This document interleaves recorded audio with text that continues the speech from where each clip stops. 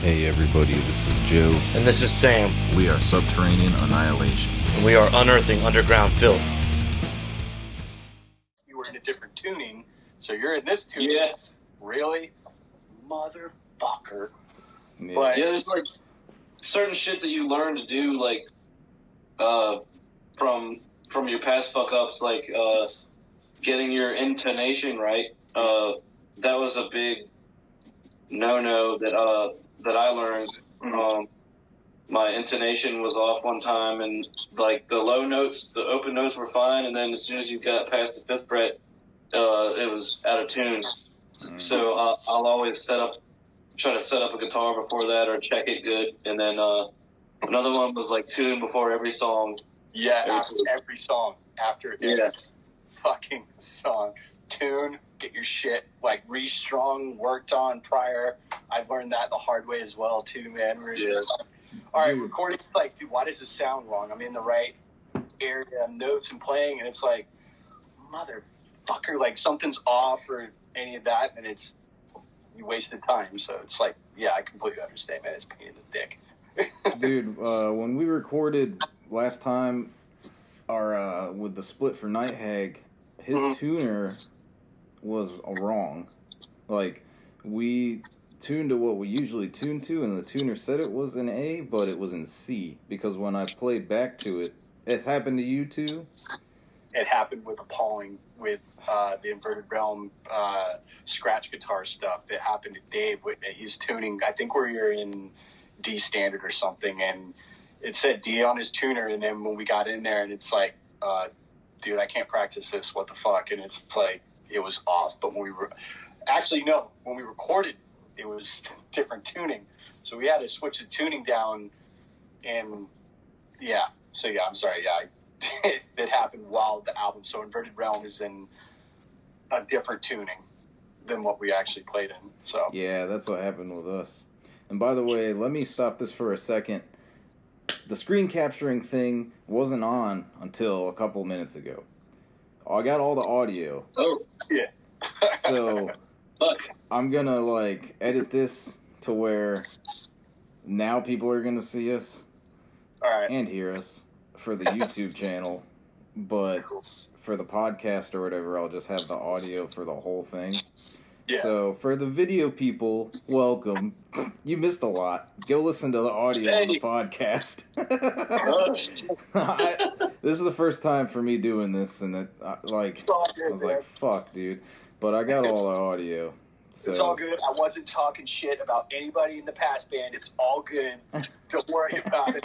well, you'll just have to go listen to the podcast to find out. Yeah. Yeah, I'll have it on the podcast, and I'll have all this video on the YouTube channel. So No worries, man. let me literally double check, because Jesus Christ.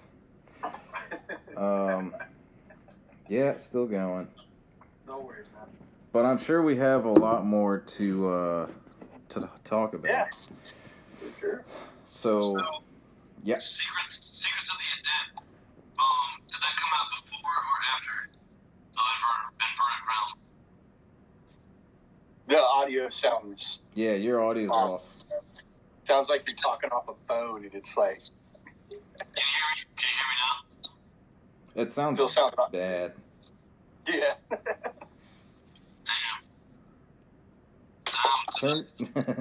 Turn your microphone off and then on again. You're getting all technical on me. Sounds like you're Turn it underwater. off. Sounds like you're in a submersible and we're talking to you from like the control station, and you're gonna tell us about all the shit. Oh, what a world! I mean, whatever. Melting. Okay, is it still sounding like that? Nah, that's better, I think. I didn't do anything. There you go. I didn't do anything, so I don't know what changed. Take it back. Fuck, man. There you go. So, up ups and downs about the Richmond scene. What are your thoughts on that, Joe? Adams, not Arita. Oh, I'll tell you my thoughts. No, I'm just kidding. Go ahead. What were you saying? What's my thoughts about the Richmond scene? Yeah, like just the ups and downs of it, or whatever you want to share. On it, Richmond's the best place I can think of for music and art, and you're gonna get a lot of the good with a lot of bad out there, like anywhere else. I mean, I learned a lot out there. I mean, if you're trying to do music or art, I recommend, and you're in like around the East Coast area, that's probably the best place to do it. Because it's like a docking station for touring bands, especially the extreme music type. And if you're about the partying life, Richmond is for you, bud. Yeah, I don't know. Most of those days might be behind me, but I do like to go to Richmond all the time. All the good shows were there, so I've been coming to Richmond for like almost 10 years. Yeah, watching shows, maybe more. It gets hazy when you start to think like farther back. It's like, holy fuck, I was there. Oh fuck, I do remember that now. And it's like, oh fuck. Yeah. I remember fucking my buddy's basement. I'm trying to remember. I can't remember where it was at, but it was on the Carcass Exhumed Noisem tour.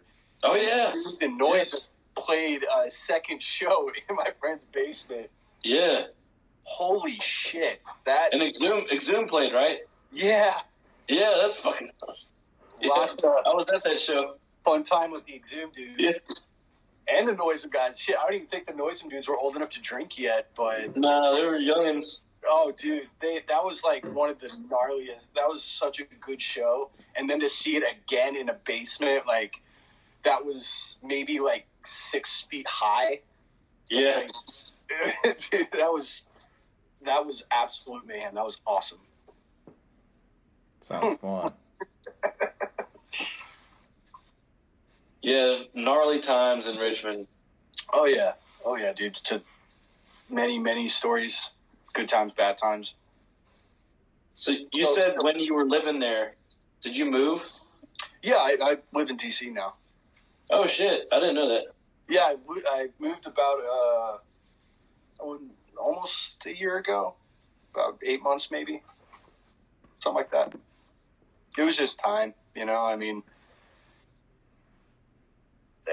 it's hard to kind of go full force out in Richmond, especially when you're like not partying anymore. But dude, there's no animosity with anybody out there. I wish everyone the best. It's just, like I was saying like prior, just sometimes you just grow apart. No, I feel that. For sure. I'm sure if I was still drinking, I'd definitely still be there, though. Yeah, man. It took a while for me to, like, integrate myself back. Because, like, I still hang out with everybody, but I haven't drank for, like, 5 or 6 years. Yeah. Wow, man. Hey, cheers to that. Cheers, bud. I don't drink half as much as I used to anymore. No. Oh, I don't. But Sam, you and I both know that our bandmates can put them down. And oh, yeah. I still chill with them, but, like, I don't know. It doesn't bother me. Just because, like, I know that I feel a lot better now that I don't drink as opposed to when I did drink all the time. So it doesn't really bug me after a while, but it did, like, I'll say that it did, like, take me a minute to, like, I would go to shows when I was sober for the first couple of months and, like, just hang out in the corner by myself, like, oh, they don't want to see me, I'm not fun anymore. And then, like, you realize, like, they don't care as long as, you're still yourself. So now I act as crazy as I want around them because they're already acting crazy. So it's just, like, free, I have, like, free range to just be crazy because they're inebriated. Yeah, dude, I feel you on that 100%, man. It definitely took me a while too when I had to get clean, and I think it was like maybe 5 or 6 months before I was even able to like go to a venue. But Yeah, dude. It's a process. Oh yeah. Fucking congratulations. Seriously, it's not easy to do, man. And you did it. It's not. And I mean, in my case though, it's like when you're partying your ass off and you got Louie with you. Yeah. Let's fucking do this line off this fucking dashboard. Fuck yeah. What? And then it comes to a point when you're wasting rent money on it and you're doing it outside your dealer's house at 6 a.m, pissed drunk. Then it's kind of a point you eventually hit that brick wall, and it is what it is. You know? Yeah. I'm just lucky to survive. I feel you on that. When you moved to DC, is that when you started Disrotter? I actually started Disrotter about the time I was moving. I was starting to kind of grow apart from Appalling just because the direction they wanted to go and how they wanted to do things, and just kind of showed on their end, and I was losing interest, and we just kind of parted ways. But I started Disrotter. I had a bunch of material from MSD and all this other stuff, and I just kind of was still writing, and the kind of stuff I was writing was more of death metal, grindcore-ish kind of shit. And I had a song and a bunch of riffs, and then I was looking for a drummer, and I asked John if he wanted to be a part of it, because originally me and John were going to do something more like on a crossover-y grindcore kind of thing, and I was like, fuck, whatever, I got a bunch of death metal riffs, let's just fucking do this. And Justin responded to some comment John made on Facebook about a Terrorizer thing, cover or something, and we started jamming with Justin. A couple months ago, and since I had most of the material already written, Justin threw in I think a few riffs and went straight to Yahweh, recorded it, and pretty much wrote the vocals there, kind of. And hell yeah. Went right to it and just recorded. And that's the demo, what came out. Dude, it sounds so good. Yahweh did a really good job with it. And, the riffs are fucking amazing. I really like it. And the Storm of Stress cover, Terrorizer cover is fucking awesome, dude. The material is awesome. It's like a death metal, crust punk, grindcore, all in one, and it's awesome. If you're listening, it's called the Plague Demo, by the way, or is it Plague Demo? Yeah, it's just the actual official guitar player threw an idea. It was just like when this fucking pandemic virus shit was going on. It's like, dude, let's just call it pandemic or plague. And it's like, all right, yeah, that works. It's fucking demo, and it just kind of stuck with it. But that's awesome. It was really cool to have Justin help, because that dude's in a lot of projects too, and he played guitar in Extraction in his one-man band, Septic something Plague, and then Septicemic Plague. Yes. And he drums for Skullax, and he actually was one of the first drummers for Ghoul. Oh shit. I didn't know that. It was just crazy because he's a drummer, and then it's like I'm showing him these guitar riffs that are relatively fast, and he's picking up on. He's a good guitar player, and just when we got in there and started writing everything, it was just like, yeah, here's my song, and it was like, okay, and then it's like this, and he threw in I think 2 riffs for the last 2 songs, and bam. Hell yeah! Awesome. So you wrote the songs on guitar and then transferred to bass? No, I just wrote them on bass. Yeah. Hell yeah! Sweet. And basically video messaging Justin the riffs back, and just like, hey, here this is, and he picked it up quick, and it was awesome working with Justin. And it was cool because when we first kind of started jamming, doing this stuff together, he was just like, he has other commitments, and it's like, dude, I totally get it. He's like, but I'm going to help you record this and all that. And I was like, that works even better for me, man. And Yeah. that's fucking rad. So the demo with the lineup is Justin on guitar and John on drums. And whenever this pandemic shit calms down, the lineup will be announced, and we're gonna probably start hitting the ground running. Hell yeah. Come down to Virginia Beach, play with Cripsest. Yeah, I was gonna say, yeah, we definitely need to do some shows together. Yeah. Is it gonna be a different lineup? On guitar, yeah. Okay. Yeah, just we actually have the guitar player now, and I'm just gonna wait to announce it later. Oh, okay. Yeah, no pressure. Yeah, no worries, man. Announce it now. Announce it right Yeah. now. Come on now.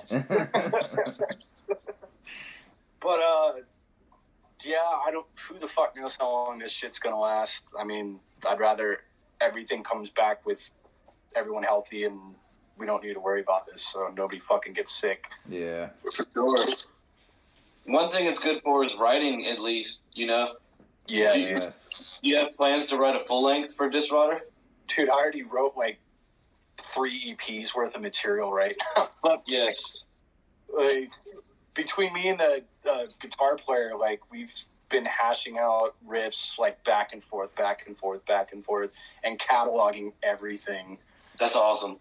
So this one is definitely it fits better. It's still on the death metal side, but still has some of the grindy stuff, and yeah, it's gonna be excellent. Yeah, dude, I like that. I like the mixture. A lot of people, honestly, I'm not gonna name any names, but they don't get the mixture right. They do one song death metal, one song grind, and then they do like half a song death metal, half a song grind. But I was noticing with the Plague demo that it blended really well. Like, that is really death well. grind.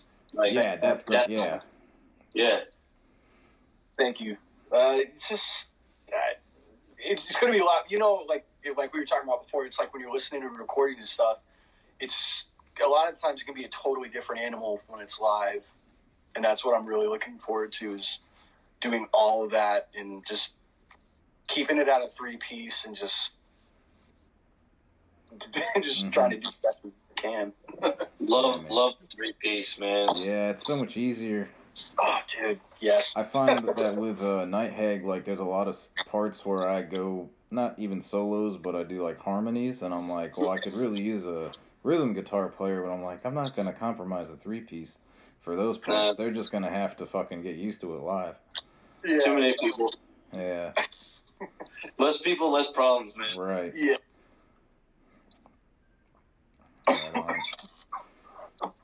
What shows got canceled that you were trying to go to? There's the Napalm Death one in DC. Oh yeah. That one, it was, I think, in March, or this, wait, was it March? It was like today or yeah, something like that. Today, I forget when, but yeah, it was the Napalm Death show. I was actually looking forward to that because I haven't seen Napalm since Kingdom in Richmond, or Empire, the Alley Cats. Oh shit, I was there, dude. It was Municipal Waste, Speedwolf, Yep, and Exhumed. That shit. Was it Exhumed? Or it was Napalm Death? It was Exhumed. God, that was insane. That was a wild fucking show. Like, Exhumed and Napalm just crushed it. Oh my god. Dude, I saw Napalm Death. I saw Napalm in Virginia Beach with Toxic Holocaust and Cataclysm, I think. Word? The Cataclysm might have been with the Cattle Decap show. I don't remember. I was fucking hammered. Like, me and my buddy Joey drank a fifth of, well, we drank a liter of Aristocrat and a gallon of orange juice in about 30 minutes. And then we smoked a bowl on the way there, and then he puked on the girl that was in the passenger seat, and then I saw him do that, and then I puked, and then I passed out, and then we woke up in the parking lot, and I was like, oh shit, Napalm Death, and then I started running the opposite direction of the venue, and then I was like, wait a minute, I'm not going the right way. So then, like, we're covered in puke, and then we get there, And then I saw Shane in the bathroom, and he just got out of the stall, and I was like, Shane, oh my God, and I started like fanboying, and I was like getting pictures with him, and I was like, can I shake your hand? He was like, can I wash my hands first? And I was like, okay. Yeah. And then I walk out and I see Barney, and I start talking to him, and then like they finally get on stage, and they did "Suffer the Children" and the Silence is Deafening, and those are my two favorite Napalm Death songs. And fucking bangers. He fucking gave me the microphone and let me do it, and I was like, this is the best night. Oh my God. Like, where at Virginia Beach again? Peppermint Beach Club. It was a old fucking venue. It's not around anymore. It was probably when I was like 16 to 19, maybe it was a venue, which is, a long time ago. But what was a venue out there that recently closed in Virginia Beach? Shaka's. Yeah. There's Shaka's closed, Geared Up closed, Cozumel's closed. I mean, there's a bunch of places that stopped doing shit, honestly. Like, the only good place around here that does anything is the Riff House, which is, like, the best. Okay, well, it started out with, like, Phil's Grill when I was first getting into the scene. I saw Anal Cunt at Phil's Grill. Holy shit. Yeah, and, like, a lot of good bands. And then the Metal Monday started at the Box, and I've seen a lot of good. I've seen like Catheter and a bunch of. I played with Catheter actually. That was awesome. And then a bunch of good grind bands played there. Street Pizza they played there, and I threw a piece of pizza at them. And then it migrated. Like the Haunted House was a venue. There was actually a haunted house down at the beach that but they had an arcade that they would move everything out of, and they had shows there. And then Geared Up was a place that closed down. Oh, Gil's was awesome. Gil Stonehouse. Gil Stonehouse. Well, there was Gil Stonehouse. Yeah. I played at who the fuck did I open up for? Oh, the Communion? Am I thinking of the right grind band? Is it the Communion? Could be. I don't know, but they were awesome. And then I'm having a poser moment. I don't even know who that is. Well, I played with them and I don't even remember. Again, I was getting really wasted back then. But then there was Gil's Grill, and that was off Holland Road, and I saw Nile with Immolation and Chrysium like 2 feet away, like, because it was a small bar. It was awesome. And I saw a bunch of good bands there. Anal Blast played there. Unfortunately, I didn't go to that show, but I heard that they played there, and like, so we used to have a lot of good venues, but now it's just Riff House. But honestly, Riff House is my favorite out of all of them. They have the best sound system, and they got a big bar space and a big, concert room and all that. So Buddha's Place is worth mentioning because a lot of good metal shows happen there. I know, like, Malevolent Creation played there, and I guess they got bought out by this bar, O'Herman's, but they have live music, but they don't want to have metal because they want to have a family-friendly environment. Let me tell you, man, it's in between two strip clubs. You're in between two strip clubs. Hey, man. You want to have a family, but you don't want to have metal. You only want to have country because you want a family-friendly restaurant establishment. Well, maybe don't pick a restaurant. Don't pick a venue between two strip clubs. That is a very Virginia Beach thing to do. Yeah, that's Newport News, though. That's Newport News. That's much more of a Newport News thing to do, honestly. Yeah.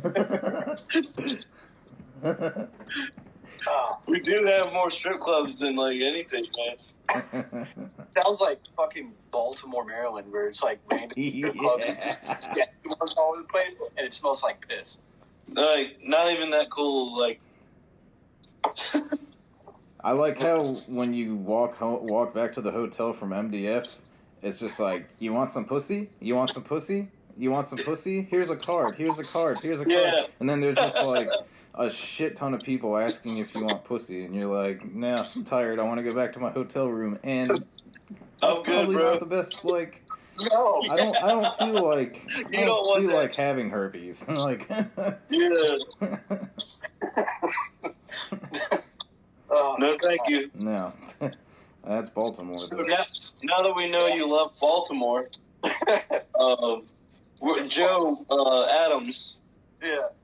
where would you like to play as soon as this lockdown shit is over? Honestly, Atlas. Atlas? Yeah, Yeah, Atlas that's a is great awesome. venue. Well, because my job and all that, everybody knows kind of everybody. And honestly, dude, the metal scene out here is starting to thrive up again, the punk and grind and all that again, and everybody's a lot more friendly out here. It seems In DC, like, yeah.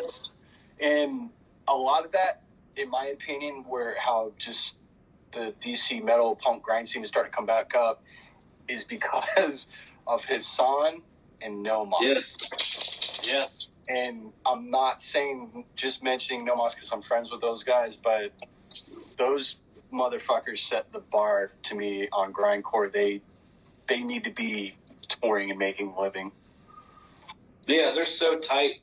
Like, they're incredible live, and I've probably seen them like 10 times because I'll go to Richmond, I'll go to Virginia Beach, I'll go. Like, sometimes I like went to a couple DC shows, but I don't make it out there that much, I'll be honest. Unless I'm already in the area or my band's playing. Like, DC's like a little bit too far. I think Raleigh, North Carolina is closer. But, Raleigh, dude, they're so tight. Like, incredibly tight. Yeah. punk or not. And I know I mentioned MSD partied hard, but like MSD and Omas are at a similar level of partying. Oh, yeah. And I remember when they originally had their first bass player, Nomas, this older dude, and then they didn't work out, and then they got Chris.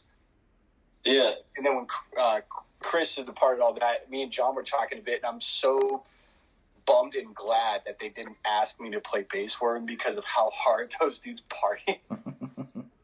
And I'm glad they have Ben. Ben fucking riffs. I love Noisem. I love where they're at right now. Yeah. Freaks. I love everything those fools are doing. But Ben fits so perfectly in. Oh, he was great. Dudes, like that's where they're at right now, and they need to just like skyrocket because those dudes clean house when they play, dude.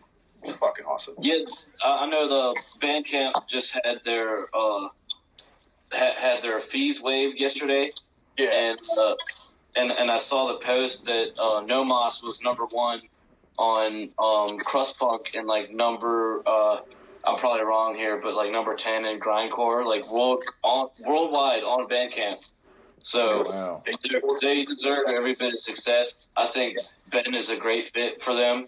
Yeah. I got to book them at Riff House recently, and Ben was just like on point with them. Mm-hmm. And I know what you mean about them partying because played a couple shows with them, and John basically shoves tequila down your throat. And John, if you're listening, fuck you. But no, they're great, dude.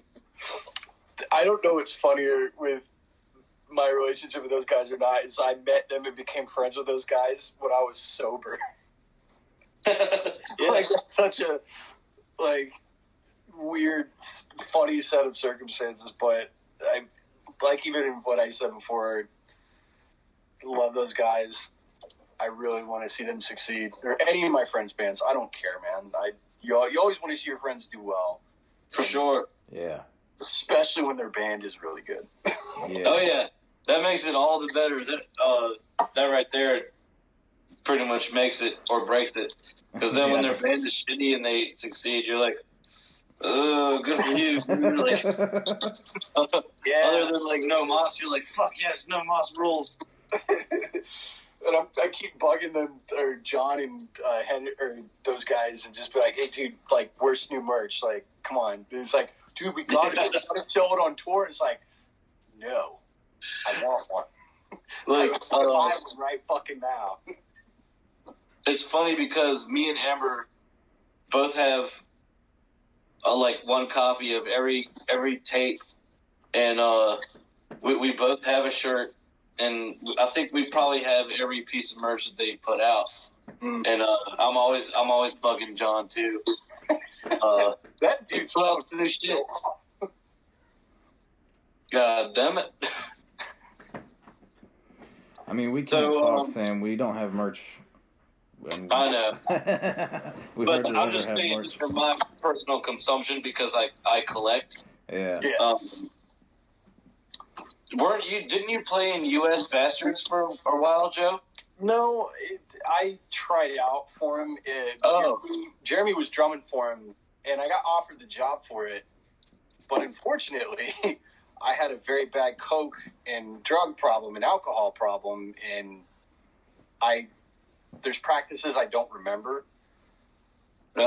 And Brent, I will give, that dude knows exactly what he wants, and I respect the fuck out of Brent. But he's a hard man to please. And I get that. I totally get that, dude. That's what he does for a fucking living, And Brent wanted to, I think, just keep it at a 3-piece because he never decided to find another bass player, have John back on rhythm. So there's still their 3-piece. I think they're still looking for a drummer, but I was in and I wasn't. But when, like I said, when you have a steady drug habit, with a heavy drinking habit, you days get molded into weeks, or weeks become a day. To where I definitely understand that. Yeah, me too. Yeah. But yeah, it's even funny too, because I think Brent became Against the Grain's lead guitar player now too. So, and they're like speed rock or speed metal rock too. So I kind of saw that coming, and it was cool to see that happen. So that's awesome, man. So where's the furthest that you've ever played or toured from here? Shit. I mean, with Napalm, we did like pretty much a full north and southeast coast tour. I've been to the pretty much right near the borders of Canada, on the tip top of Rhode Island, and to the fucking some place at the very bottom of Florida. I think it was something Cabin John something, but the very, very bottom of Florida, or the very tip top of the Rhode Island around there. Hell yeah. That's awesome. I honestly can't really recall, but yeah, pretty far. Nice. It's fun playing shows that are far. Yeah, I really like touring. I'd like to keep doing it. Yeah, I hope that we're able to next year or whenever. Right. Yeah. I don't know what's going to happen with all this. They're predicting shit to venues to start doing stuff next year. Yeah. Or some shit. Yeah, it's crazy. I'm really hoping that we still have Riff House. Mm-hmm. Because, venues are so temporary. Metal venues are. Yeah. And it's going to be really hard to keep a scene going here. Yeah.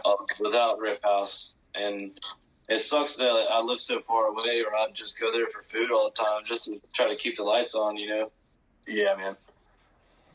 And that's the thing that's really kind of... We're at a weird tip on what's going to happen with everything, because everything's changed already. But once things start opening back up, owners of venues and all that stuff that couldn't afford to keep the place going is going to be closed, and it's going to be interesting to see where they're going to take live music after all. Yeah. Can you hear me? Because there's definitely going to be a high demand for shows. People are definitely going to want to go and see a show. But, until then, the venues are failing and they're going out of business. They're hemorrhaging money. And, it just sucks. There's nothing we can really do. We can't be around people. So even our little grindcore shows. One sec.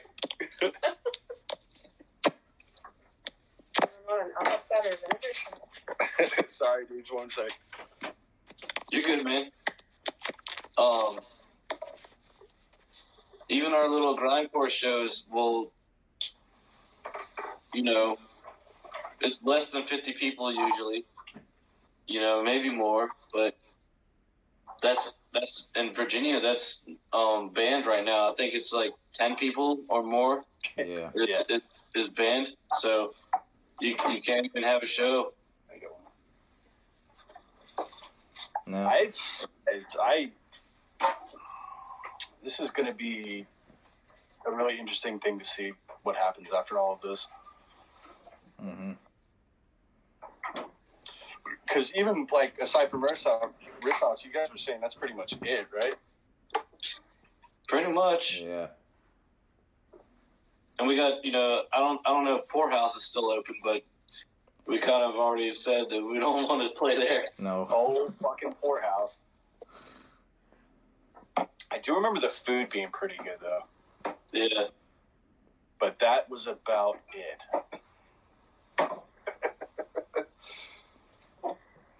Yeah. The one show I booked there, the location, it's right off of Granby or something, right downtown. Yeah. And you did have a lot of walk-ins, so we did have people just walk in to see the show off the street, and that was cool. But other than that, nope. And then I won't get into that, but some other stuff happened, and I'd rather not go there. But I wish them the best, and it's a cool place. Yeah. They got a bunch of punk stuff on the wall, and it's cool. Yeah. It's a cool little bar, Yeah. There was when you said with random people coming in, it's always good with like random foot traffic, and Wonderland is really good with that out in Richmond. Oh yeah. Just get a packed house lot, and just because people walking in the bar, checking out the show, and bands still get paid out. And I do remember that at Poorhouse one time I was playing there, and these frat dudes came in flip-flops and were watching us play, and then they started like funny moshing. Yeah. I don't even know, like, it was the funniest thing, because the dude, like, they fell out of their flip-flops and then tried to mosh his finger because he was on the floor. Yeah. It's like, whatever. Yeah, it's cool, but I think I booked that show, and I was up in the sound booth, and I could see them on the floor, and then I think they were like military guys, and then I think so. The one Navy guy got a little too aggressive, and everybody was just kind of standing away from him, and he's like, "Hey, come on, like, what's up?" And he kept going up to people, and nobody was trying to mosh but him. It just looks totally funny. Yeah, why do they always do that? It's like, I don't know. They're like, we're funny moshing. All right, now let's get serious. Like, yeah, they come in let's take there. it to the next level. Extreme, bro. Bros always come into the shows and they're like, "Oh, these guys just want to get punched in the face. Look at them." They're moshing around. It must mean that they want to get pushed against the wall and kicked. Yeah, like those guys are having a good time. They must come to shows specifically to get kicked in the face. Yeah. Let me help you out. I've definitely seen people get kicked in the face at Strange Matter. Oh, yeah. I think I saw Riley, I think it was Power Trip when they played there, before they really started getting big. And some person, I can't remember if it was a dude or a man or a woman, and they wouldn't get off. And you know, anytime you get on a stage when the band's playing, do your thing and then jump off. Yeah, jump they off. They're way too long, and Riley does a full dive double kick in the air to this person's back. So he kicked them and just and this person goes flying into the crowd, and it's like, talk about fucking whiplash, dude. You just got double fisted kicked in the back. Damn, that's awesome. Like, if that ever happens to me, I hope someone catches it on video. Well, at least they know not to do that anymore. Yeah. I don't think they did, because how a lot of those shows go, it's usually people that get so pissed drunk they don't know where they're at, Right. let alone if they hit themselves or not. Or shit the pit. Or shit in pit. Like the girl at Napalm Death. Matt Witchfinder. Yeah. Matt Couchfinder. That's funny. Like, I interviewed 333, and they had a song called Couchfinder. Probably about that. You remember on their new that? shit. Yeah, It probably is Matt. it is, Matt. It is. When we talked about it, he was like, "Yeah." It's all love, though. Actually, I had a cool Matt Witchfinder story I might share with y'all. This band, Sword of Avalon, which is kind of a cult sensation now, but there was only really 8 of us at the show that saw it. But it was me, Casey Williams, the guys from Comet Wombat, Dominique, and just a couple people in Matt Witchfinder. And this band, Sword of Avalon, one guy had dressed up like Sub-Zero, and one guy just was dressed normally, but he had they had a big foam hammer that he sang vocals into, and it was like, I guess it was like power metal, and they had a drum machine behind them. So drum machine, power metal. One guy the guitar player dressed as Sub-Zero for some reason, and this guy doing falsettos into a hammer, and everybody kind of went in the bar when they started playing because it was not that good, and they even bought pitchers of beer, and they set them on a table, and they were like, "Look, you guys can have this beer if you come watch us," and everybody just went in the bar. And then we're sitting there joking around, goofing around. Brian Kelly was there from Oak Moon. I don't know if you know him, but so we're all sitting there joking around, and Matt Witchfinder goes and takes the pitchers of beer off the table while they're playing and brings them back into the bar, and we all start drinking their beer in the bar, not watching them play. And it was just crazy. The dude ended up having a meltdown on social media after the show, and they just kind of got roasted after that. So if you ever hear somebody jokingly say Sword of Avalon, it's from that. But also a bunch of people jumped in there that weren't at the show. It was only probably 8 people. So we got to see the magic happen. But Witchfinder, the fucking legend, went up and took their beer and just walked back on.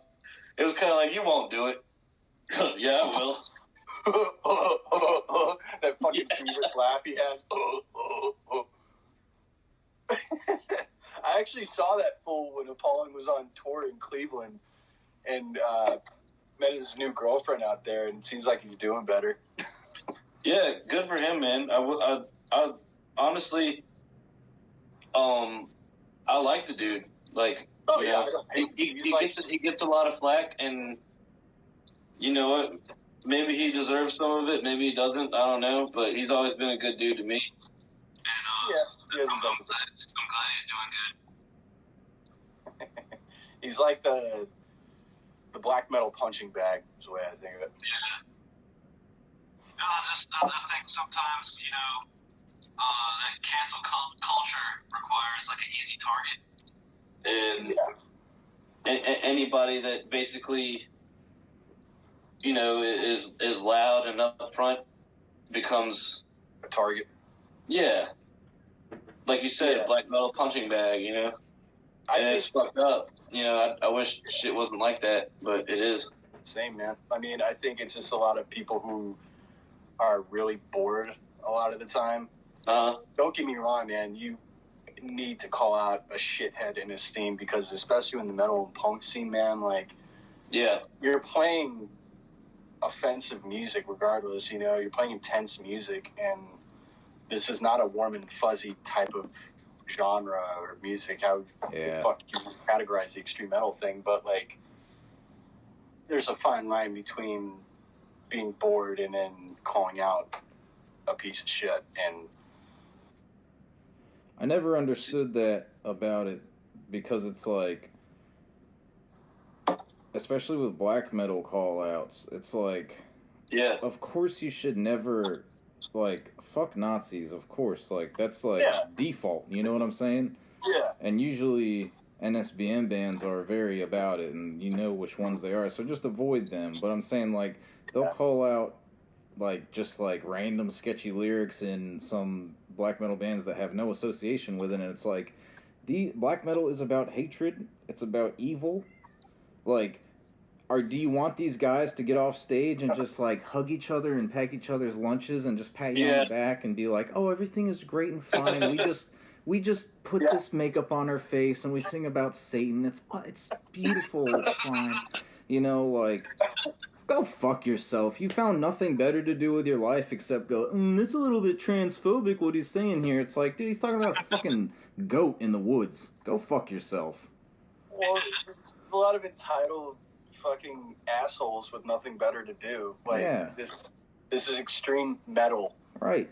This is meant for the offensive. This is not for warm and fuzziness. Right. See, where I draw the line is, if someone's making offensive music, that's one thing. But if the individual is behaving in a certain way, like, you know, he's fucked up towards women or fucked up towards, you know, trans people or gay people, if they've done actions towards somebody, you know, racist, you know, whatever, then by all means cancel them. Right. But if it's about the music, I think people should be able to write what the fuck they want to write about, you know? Exactly.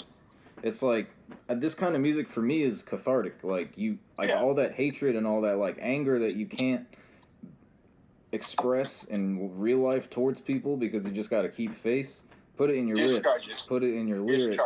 Like, growl it out. You know what I'm saying? Yeah, like, dude. So, I mean, what did they want us to, like, be 311? Like, amber is the color of your energy. Like, oh, he's a great guy. Like, it's so funny to me, like, they're like, oh, all black metal is racist. It's like, no, dude, like, I don't understand, like, it's singing about hate, but people feel hatred. People feel anger. That's what this music is getting those intense feelings out. Yeah. Like, it's music. Yeah, dude, I hate that shit, man. Unless there's some dickhead, like, promoting shit, like, that bullshit, it's like, no, okay, fuck that person, but, like, music, man, it's meant to release and discharge stuff, not to be a twat waffle and be like, right. And the thing is, there might be some assholes, there might be some, you know, racist, misogynistic, or, you know, phobic people that, you know, just don't belong in the scene, but most people that make metal, death metal, black metal, grindcore are fucking nice people. Yes. And you get the aggression out through the music, so you're just a general nice dude to be around, you know? Yeah, that's the thing, is like, I mean, if 90%, I'd say, are not racist, we accept everybody, it's literally about the music. Like, anybody that walks through that door, we're fine with. Like, the outsiders, the people who are not the Abercrombie and Fitch fucking people, you know? This is, like, I don't see what's so hard to, like, for some people to get. It's like, this is a place for everybody. Go have fun. Go crazy. Let it out. Yeah, exactly. And as long as they're not a Death Heaven fan. They suck so bad! I'll be real, I've never even really listened to them, but I did. No, look, I'm gonna send you a link to, after like, the this. first track. I was doing like the first track on Sunbather, and it was genuinely the worst guitar solo I've ever heard. It was like atonal. It didn't fit at all, and then I just for the rest, I just turned it off. I was like, nope. And then if you like Sunbather videos, and I was like, nah. If you like Death Heaven, you're gonna love Ghost Bath. I actually think I like some Death Heaven. I guess I'm a fucking poser. You're into what you're into, man. Yeah, dude. You know, that's the thing. It's who the fuck cares? Like, I can like. You can like whatever the hell you want, but I mean, I get what you're saying too. It's easy target too. Easy target to make fun of. I listen to Mirker almost every other day, so whatever. Wow. Sam's taking away your metal card right now. I'm not into that. No, to me, a poser is somebody who would be afraid to admit that, or who would, if you called that band stupid, then they would back up. Then they would back off and they would change their opinion, right? Or they would, or they would pretend to be into a band that they're not into. That to me is a poser. If you like what you like and you stand behind it, then you're not a poser. Right. That's exactly right. Like, even if there's like some person who he's not even in the metal scene, if they go to a show and they're there and they buy a shirt, that's fucking rad. Like, and it doesn't matter. Like, but what Sam says, if you got some asshole like, I like Caveman Colt, and they secretly like don't or something. You know, it's a poser. And oh god, I'm sure you have plenty of Louis stories too involving him getting pissed drunk and being like fucking posers. Louis like the modern day Paul Bailoff. The Latin Paul Bailoff. Because he's always like fucking posers. So, Joe Adams, where do you see yourself in 5 years? What do you see yourself doing? Hopefully still playing music, getting probably a fucking trade figured out so I can actually stay on the road and come back, work, and then go back out on the road. But we'll see what happens, but trying to keep playing music. Hell yeah. Right on. Well, on that note, I think we can go ahead and shut this thing off because I fucked up the whole thing. Luckily, the whole audio's been recording. I think I got some of the fucking screens too, so people could see our beautiful faces. Oh man. But yeah, did you get your cat at least? Music good. Music good. Bass good. Bass awesome. Bass awesome. Music awesome. Shows happen again, please. Please, God. But thanks for being on this, Joe. Yeah, man. Thanks for having it. It was fucking good talk, dude. Yeah. And I just man. This was awesome. With all my past bands, I'm good terms with everybody. I wish everybody the fucking best. Because everybody thinks I'm talking shit. Although I do talk a lot of shit, but... Oh, they will listen. I hope everybody's doing good. I hope whatever bands they're doing, fucking keep hoofing it, man. Oh, yeah, man. Oh, yeah. So if you're still listening, check out Plague Demo by Disrotter. It fucking rips. Yes. Go to Disrotter DC's YouTube channel. Thank you for helping me put that together, by the way. Yeah, no problem. Check out my YouTube channel because I started posting videos on my shit. I'm trying to actually be a session musician because of this whole plague thing. And if anybody needs like a guitarist or a drummer for their tracking, then I got you because I just got some new recording equipment. But anyway, Disrotter rules. Honestly, all your past bands rule too, so check them out. And Still support him. Yeah, for sure. I'll post links in the YouTube thing and also in the podcast thing. And I'll try to edit all this into something watchable. You're our test dummy for this, so thank you for that. And yeah, no worries, dude. Y'all have a good day or night, whatever, watching this. And y'all have a good night on screen. Subscribe. Yeah, we got Subscribe. 136 subscribers. Thanks to all you 136 people. And tell 136 more people that we got cool stuff. And we got people on here that a lot of people know. We got people on here a lot of people don't know. But you know what is always cool is to hear musicians' thoughts. So, subscribe to Subterranean Annihilation. Thank you, all Sam. the drugs. Do all drugs. Do all the drugs and then get sober. It's fucking... Withdrawal symptoms are amazing. So, it's a must.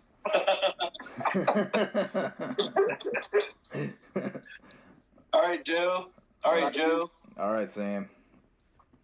Later. Peace, dude. Over and out.